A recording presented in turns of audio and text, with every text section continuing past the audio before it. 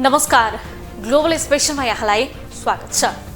दर्शकवृन्द, global special खोजमूलक समाचार सामग्रीहरूको special package हो। हामी जनसरोकारका हरेक विषयको गहिरो अध्ययन गर्दै सत्य तथ्यलाई उजागर गर्ने प्रयास गर्दछौँ। सत्य, तथ्य र निष्पक्ष समाचारको प्याकेज दिने हाम्रो प्रयास निरन्तर जारी छ। प्रतिनिधि सभाको सभामुखमा एमाले सांसद देवराज घिमिरे निर्वाचित भएका छन्। सत्ता गठबन्धनका तर्फबाट सभामुख पदमा उम्मेद्वार बनेका घिमिरेलाई निर्वाचित गरियोस् भन्ने प्रस्तावको पक्षमा 167 मत परेको छ। त्यसैगरी हुन्न भन्ने पक्षमा 100 मत परेको छ भने मत दिन्न भन्ने पक्षमा 1 मत परेको छ। 268 जना सांसद मतदानमा सहभागी भएका थिए। घिमिरेलाई एमाले, माओवादी केन्द्र, राष्ट्रिय स्वतन्त्र पार्टी, राप्रपा, जसपा, नागरिक उन्मुक्ति र केही स्वतन्त्र सांसदले मतदान गरेका थिए। घिमिरे नेपालको संसदीय इतिहासमा 9औं सभामुखका रूपमा निर्वाचित भएका हुन्। यसअघि कृष्ण प्रसाद भट्टराई, रामचन्द्र पौडेल, दमननाथ ठुङ्गाना, तारानाथ राणाभाट, सुभाष नेमाङ, ओन्सरी खर्ती, कृष्ण बहादुर महरा र अग्नि सापकोटा सभामुख निर्वाचित भइसकेका छन्। झापा क्षेत्र नम्बर 2बाट चुनाव जितेर पहिलो पटक प्रतिनिधि सभाको सांसद बनेका नेकपा एमालेका नेता देवराज घिमिरे संसद यात्राको छोटो समयमै सभामुख बनेका छन्। 2056 सालमा राष्ट्रिय सभा सदस्यको रूपमा संसदीय अनुभव बोकेका घिमिरे प्रतिनिधि सभामा भने सांसद बनेको पहिलो पटकमै सभामुख बनेका हुन्। संसदमा भएको निर्वाचनमा घिमिरेले नेपाली कांग्रेसकी उम्मेद्वार ईश्वरी न्यौपानेलाई पराजित गरेका हुन्। बिहिबारको संसदमा उपस्थित 268 सांसद मध्ये 167 सांसदले घिमिरेको पक्षमा मतदान गरेका थिए। सत्तारूढ गठबन्धनमा आबद्ध नेकपा एमाले, नेकपा माओवादी केन्द्र, राष्ट्रिय स्वतन्त्र पार्टी, राष्ट्रिय प्रजातन्त्र पार्टी, जनता समाजवादी पार्टी, जनमत र नागरिक उन्मुक्ति पार्टीले घिमिरेको पक्षमा मतदान गरेका थिए। अमरेश कुमार सिंह, प्रभु शाह र योगेन्द्र मण्डलले समेत घिमिरेको पक्षमा मतदान गरेका थिए। नेपाली कांग्रेस, नेकपा एकीकृत समाजवादी, लोकतान्त्रिक समाजवादी पार्टी र राष्ट्रिय जनमोर्चाले भने घिमिरेको विपक्षमा मतदान गरेका थिए। पहिलो प्रस्तावमै घिमिरेको पक्षमा सभामुख निर्वाचित हुन आवश्यक न्यूनतम 138 मत कटेकाले उनलाई ज्येष्ठ सदस्य पशुपति शमशेर राणाले सभामुखमा निर्वाचित भएको घोषणा गरेका थिए। मान्य सदस्य, यस सभाको मान्य सदस्य श्री देवराज घिमिरेलाई प्रतिनिधि सभाको सभामुख पदमा निर्वाचित गरियोस् भन्ने प्रस्तावको पक्षमा 167 मत परेको र उक्त संख्या प्रतिनिधि सभाको तत्काल कायम रहेको सम्पूर्ण सदस्य संख्याको बहुमत भएकोले यस सभाका मान्य सदस्य श्री देवराज घिमिरेलाई प्रतिनिधि सभाको सभामुख पदमा निर्वाचित गरियोस् भन्ने प्रस्ताव बहुमतले पारित भएको घोषणा गर्दछु। पहिलो प्रस्तावमै घिमिरे सभामुखमा निर्वाचित भएपछि कांग्रेस उम्मेद्वार न्यौपानेलाई सभामुख बनाउने प्रस्तावमा भने छलफल भएन। सभामुखमा निर्वाचित भएपछि घिमिरेले संसदमा निष्पक्ष भूमिका निर्वाह गर्ने बताएका छन्। सभामुखको रूपमा आफूले निष्पक्ष र तटस्थ भूमिका निभाउने बताउँदै घिमिरेले विगतमा सभामुखहरूले गरेका कमी कमजोरीहरूबाट शिक्षा लिएर अघि बढ्ने दाबी गरे। यो प्रजातन्त्र एउटा राम्रो सुन्दर अभ्यास भएको छ। त्यो अभ्यासले अब निर्वाचित भएको छ र सभाको प्रतिनिधित्व मैले ठिक ढङ्गबाट गरेर जाने गरेका मेरा योजना निष्पक्ष र तटस्थ भूमिकामा मेरो व्यवहारबाट भोलिबाट तपाईँहरू देखेर जानुहुन्छ। विगत के भयो त्यसबाट शिक्षा लिनेसम्म कुराहरू हो। दलहरूको विचार, दलहरूको कुरा त हुन्छ नि, तर ती दलहरूका कुराहरूलाई निष्कर्ष भनेको छलफलबाट निस्किन्छ। दलीय व्यवस्थामा दलहरू हुन्छन् नै, ती सबै दलहरूको बिचबाट निष्कर्ष निस्किन्छ, प्रक्रियाबाट निस्किन्छन्, विधिबाट निस्किन्छन्, पद्धतिबाट निस्किन्छन्, नियमावलीबाट सञ्चालित भएर निस्किन्छन्। निष्पक्षताका साथ सभा सञ्चालन गर्ने हुन्छ। सत्तारूढ गठबन्धनको समर्थनमा निर्वाचित भए पनि एमाले अध्यक्ष केपी शर्मा ओलीका प्रिय मानिने घिमिरेलाई निर्विवादित सभामुख बन्न भने चुनौती छ। कृष्ण प्रसाद भट्टराई, दमननाथ ढुङ्गाना, रामचन्द्र पौडेल, तारानाथ राणाभाट, सुभाष चन्द्र नेमुवाङ, ओनसरी घरती, कृष्ण बहादुर महरा र अग्निप्रसाद सापकोटापछि कानुन बनाउने थलोको नेतृत्व गर्ने ठाउँमा आइपुगेका घिमिरेले सत्तारूढ दलहरूसँगै विपक्षी दलहरूको विश्वास जित्नुपर्ने भएकाले घिमिरेलाई सहज नभएको विश्लेषण सुरु भएको हो। ग्लोबल टेलिभिजनका लागि क्यामेरामा गणेश पूर्व छाने मगरका साथमा कैलाश कठायत, काठमाडौँ।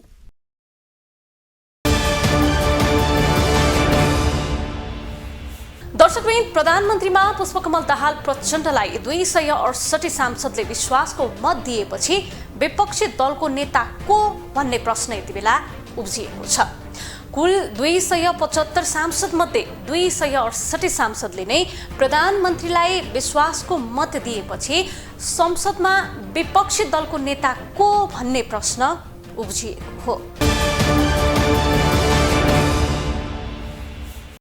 संसदमा प्रमुख विपक्षी दलको नेता को भन्ने विषयले प्रवेश पाएको छ। प्रधानमन्त्रीमा पुष्पकमल दाहाल प्रचण्डलाई कुल 275 मध्ये 268 सांसदले विश्वासको मत दिएपछि विपक्षी दलको नेता को भन्ने प्रश्न उब्जिएकै बेला सभामुख चयन गर्न बसेको बिहीबारको बैठकमा पनि यो विषयले प्राथमिकता नै पायो। प्रधानमन्त्री प्रचण्डलाई राष्ट्रिय जनमोर्चा र नेमकिपा बाहेकका दलहरूले विश्वासको मत दिएसँगै उठेको यो विषयमा चर्चा भइरहेकै बेला नेमकिपाका सांसद प्रेम सुवालले आफ्नो दललाई प्रमुख प्रतिपक्षी घोषणा गर्न माग गरे। प्रतिनिधि सभा बैठक स्थगित गरेर भए पनि आफ्नो दललाई पहिला प्रमुख प्रतिपक्षी दल घोषणा गर्नुपर्ने उनको तर्क थियो। सरकारलाई समर्थन गर्ने दल नेपाली काङ्ग्रेस कानुनी हिसाबले र विज्ञताको सुझावको आधारमा पनि प्रमुख प्रतिपक्षी दल बन्न नमिल्ने भएकाले आफ्नो दललाई प्रमुख प्रतिपक्षी दल घोषणा गरेर मात्रै प्रतिनिधि सभा बैठकलाई अगाडि बढाउनु पर्ने कानुनी व्यवस्थालाई तत्काल कार्यान्वयनमा ल्याउन पनि उनले माग गरे। कानुनी, व्यावहारिक र राजनैतिक रूपले नेपाली काङ्ग्रेस विपक्षी दल हुन नसक्ने सुवालको दाबी छ। संघीय कानुन बमोजिम प्रतिनिधि सभाको बैठक विपक्षी दल तोकेर मात्र बैठक चालू गर्नुपर्ने हुन्छ। संसदले बनाएको कानुन संसदभित्र कानुन नभए देशमा अराजकता फैलिन्छ। संघीय संसद सचिवालयले बलमिचाइ गर्नु हुँदैन। यो बैठक स्थगित गरी नेपाल मजदुर किसान पार्टीलाई प्रतिनिधि सभाको विपक्षी दल तोकिएपछि मात्र पुनः सञ्चालन गर्न सभाध्यक्ष महोदयको ध्यानाकर्षण गराउन चाहन्छु। तर त्यही संसदमा आफ्ना धारणा राख्दै नेपाली काङ्ग्रेसका सांसद विश्वप्रकाश शर्माले प्रधानमन्त्री प्रचण्डलाई विश्वासको मत दिए पनि नेपाली काङ्ग्रेस प्रमुख प्रतिपक्षी दल भएको दाबी गरेका छन्। उनले प्रधानमन्त्रीलाई विश्वासको मत दिने बेला काङ्ग्रेस प्रमुख विपक्षी पार्टी भएको स्पष्ट पारेको भन्दै यसमा कसैको अलमल र प्रमुख विपक्षी दलको दाबी पेश गर्नु आवश्यक नरहेको समेत बताएका छन्। हामीले यही संसदबाट सरकार सत्तापक्षको, संसद प्रतिपक्षको भन्ने मान्यतालाई विकसित गरेका हौँ। सम्माननीय प्रधानमन्त्रीलाई विश्वासको मत दिइरहँदै गर्दाखेरि पनि नेपाली काङ्ग्रेस पार्टी प्रश्न छ। हामी प्रमुख प्रतिपक्ष हौँ र प्रमुख प्रतिपक्षको भूमिकामा रहन्छौँ। संसदीय प्रणालीमा प्रमुख विपक्षी दलको भूमिका महत्त्वपूर्ण हुन्छ। सरकारले गरेका हरेक गतिविधिमा खबरदारी गर्ने, नागरिकप्रति जवाबदेही बनाउन विपक्षी दलको महत्त्वपूर्ण भूमिका निर्णायक हुन्छ। यस्तै संवैधानिक परिषदको सदस्य विपक्षी दलको नेता हुने संवैधानिक व्यवस्था छ। यो भनेको संवैधानिक अङ्गहरूको नियुक्तिमा विपक्षी दलको भूमिका निर्णायक मानिनु हो। तर नेपाली काङ्ग्रेसले अन्तिम समयमा सरकारलाई विश्वासको मत दिएसँगै संसद विपक्षी दलविहीन भएको भन्दै प्रश्न उठ्न थालिरहेका छन्। सरकारलाई विश्वासको मत दिए पनि विपक्षी दलका रूपमा आफूहरू रहेको नेपाली काङ्ग्रेसहरूले दावा गर्दै आइरहेका छन्। एनमा के छ व्यवस्था? संघीय संसदका पदाधिकारी तथा सदस्यहरूको पारिश्रमिक र सेवा सुविधा सम्बन्धी ऐन 2073 अनुसार विपक्षी दल भन्नाले मन्त्री परिषद गठन गर्ने वा मन्त्री परिषद गठन गर्न समर्थन गर्ने दल बाहेक प्रतिनिधि सभा वा राष्ट्रिय सभामा 10% वा सोभन्दा बढी सदस्यहरू भएको दल मध्ये सबैभन्दा बढी सदस्य भएको दल हो भन्ने व्याख्या गरिएको छ। त्यसै गरी ऐनको दफा 2 को उपदफा ङ को उपखण्ड 2 मा भनिएको छ, प्रतिनिधि सभा वा राष्ट्रिय सभामा 10% वा सोभन्दा बढी सदस्यहरू भएका 1 भन्दा बढी दलहरूको बराबर सदस्य भएमा ती दलहरूले पारस्परिक सहमतिको आधारमा आफू मध्येबाट मान्यता दिएको कुनै एक दललाई विपक्षी दल सम्झनुपर्छ। त्यो अवस्था पनि अहिले छैन। त्यस्तै उपखण्ड 3 बमोजिम लिखित मन्जुरी नभएमा वा मन्त्री परिषद गठन गर्ने वा मन्त्री परिषद गठन गर्न समर्थन गर्ने दल बाहेकका प्रतिनिधि सभा वा राष्ट्रिय सभामा 10% वा सोभन्दा बढी सदस्यहरू भएको कुनै पनि दल नभएमा प्रतिनिधि सभा वा राष्ट्रिय सभाका लागि सभामुख वा अध्यक्षले तोकिदिएको दललाई विपक्षी दल मानिएको छ। यो व्यवस्था अनुसार सभामुखले तोकेमा राष्ट्रिय जनमोर्चाका अध्यक्ष चित्रबहादुर केसी र नेपाल मजदुर किसान पार्टीका सांसद प्रेम सुवाल मध्ये एकजना प्रमुख प्रतिपक्षी दलको नेता बन्न सक्ने अवस्था आउन सक्छ। ग्लोबल टेलिभिजन एचडीका लागि सुदर्शन आचार्यको रिपोर्ट।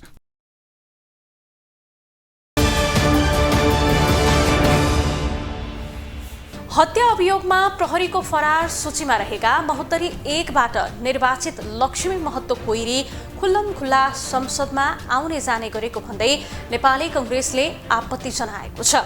बिहीबार प्रतिनिधि सभाको बैठकमा बोल्दै नेपाली कांग्रेसका सांसद रामहरि खतिवड़ाले गृह मन्त्री रवि लामिछानेसँग जवाफ मागेका थिए। त्यसको प्रतिउत्तरमा गृहमन्त्री लामिछानेले घटनाबारे निर्मम अध्ययन भइरहेको र कानुन प्रक्रियागत रूपमा समाधान गर्ने दावी गरेका छन्। सुरुमा यो सुन्नुहोस्। के भन्नु खोज्नु भएको मान्य सदस्य? अहिले सभामुखको निर्वाचन हुँदैछ। आज सभामुखको निर्वाचन हुने बेलामा यस संसदमा हत्याको अभियोग लागेका संसदहरू पनि यही भित्र छन् भन्ने सुनिन आएको छ। सभामुख महोदय, म गृहमन्त्रीज्यूलाई अनुरोध गर्न चाहन्छु, हामी चिन्दैनौँ उहाँलाई यहाँ भित्र हुनुहुन्छ हुनुहुन्न। यदि हुनुहुन्छ भने उहाँको मतदान प्रक्रियामा भाग लिन पाउने नपाउने त्यो निर्णय गरेर मात्रै सभा सञ्चालन गरियोस् भन्ने अनुरोध गर्न चाहन्छु। धन्यवाद। बिहीबार बसेको प्रतिनिधि सभाको बैठकको सुरुवातमै नेपाली कांग्रेसबाट निर्वाचित सांसद रामहरि खतिवड़ाले गृहमन्त्री रवि लामिछानेतर्फ फर्किँदै हत्या अभियोगमा प्रहरीको फरार सूचीमा रहेका महोत्तरी 1 बाट निर्वाचित सांसद लक्ष्मी महतो कोइरी खुल्लमखुल्ला संसदमा आउने जाने गरेको भए पनि शक्तिको आडमा उम्किएको भन्दै गृहमन्त्री रवि लामिछानेको ध्यान आकर्षण गराए। उनले रवि लामिछानेलाई गृहमन्त्रीले फरार सांसदलाई समात्न नसकेको भन्दै बोलेपछि गृहमन्त्री लामिछानेको अनुहार हेर्न लायक बन्यो। गृहमन्त्रीज्यूलाई अनुरोध गर्न चाहन्छु, हामी चिन्दैनौँ उहाँलाई यहाँ भित्र हुनुहुन्छ हुनुहुन्न। यदि हुनुहुन्छ भने उहाँको मतदान प्रक्रियामा भाग लिन पाउने नपाउने त्यो निर्णय गरेर मात्रै सभा सञ्चालन गरियोस् भन्ने अनुरोध गर्न चाहन्छु। धन्यवाद। त्यसपछि आफ्नो धारणा राख्न गएका उपप्रधान तथा गृहमन्त्री एवं राष्ट्रिय स्वतन्त्र पार्टीका सभापति रवि लामिछानेले गृह मन्त्रालय आफ्नो विधि र पद्धतिभन्दा बाहिर नजाने प्रतिबद्धता व्यक्त गरे। उनले नेपाली कांग्रेसका सांसद रामहरि खतिवड़ाले फरार रहेका व्यक्ति संसदमा भएको र पक्राउको माग गर्न आग्रह गरेको कुरालाई खण्डन गर्दै उनले विधि र पद्धतिको पक्षमा गृह मन्त्रालय रहेको जवाब फर्काए। गृहमन्त्री लामिछानेले मन्त्रालयको आफ्नो विधि अनुसार काम गर्दा दबाव र प्रभावमा नपार्न आग्रह गरे। फरार रहनुभएका मानिस संसदमा हुनुहुन्छ, उहाँलाई पक्रनका लागि उहाँले भन्नुभयो, यो रुलिङ भएको विषय त होइन। म यहाँहरूलाई के जानकारी गराउन चाहन्छु भने विधि र पद्धतिभन्दा बाहिर गएर गृह मन्त्रालय 1 कदम 1 इन्च बाहिर निस्किँदैन। म यहाँहरूलाई यसको ग्यारेन्टी, सम्मानित सदनलाई यसको ग्यारेन्टी गराउन चाहन्छु। त्यसको एउटा प्रक्रिया छ, त्यो प्रक्रियामा कसैले दबाव र प्रभाव दिनुहुने छैन भन्ने कुराको जानकारी यस अगाडि पनि सम्मानित सदनलाई मैले गराइ नै सकेको छु। गृह मन्त्रालय आफ्नो प्रतिबद्धतामा टसमस हल्लिएको छैन र आगामी दिनमा पनि यहाँहरू कसैबाट पनि यसलाई प्रभावित पार्नका निमित्त कुनै पनि किसिमको दबाव र प्रभाव आउने छैन भन्ने कुरामा पनि म विश्वास राख्न चाहन्छु। सुरक्षाकर्मीको हत्या आरोपमा फरार रहेका सांसद लक्ष्मी महतो कोइरी प्रहरीको फरार सूचीमा रहेका छन्। महोत्तरी 1 बाट निर्वाचित कोइरी पुस 7 मा प्रतिनिधि सभाको सदस्यको शपथ लिएका थिए। उनले पुस 26 मा संघीय संसदमा गएर प्रधानमन्त्री पुष्पकमल दाहाललाई विश्वासको मत समेत दिएका थिए। एमालेबाट निर्वाचित सांसद लक्ष्मी महतोमाथि हत्या अभियोग लागेको छ। प्रहरी हत्या आरोपमा फरार रहेका कोइरीलाई राजनीतिक शक्तिको आडमा समाउन नसकेको भन्दै नागरिक स्तरबाटै चर्को आलोचना भइरहेको छ। ग्लोबल टेलिभिजनका लागि क्यामेरामा गणेश पूर्व छाने मगरका साथमा विनोद विक्रम भण्डारी, काठमाडौँ।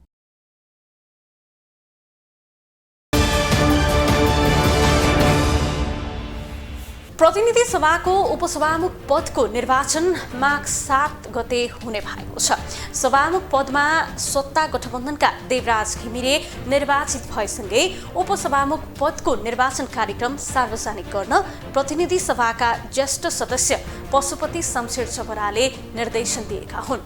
जबराले प्रतिनिधि सभाका सचिव गोपालनाथ योगीलाई बिहिबार नै उपसभामुख निर्वाचनको कार्यतालिका सार्वजनिक गर्न निर्देशन दिएका हुन्।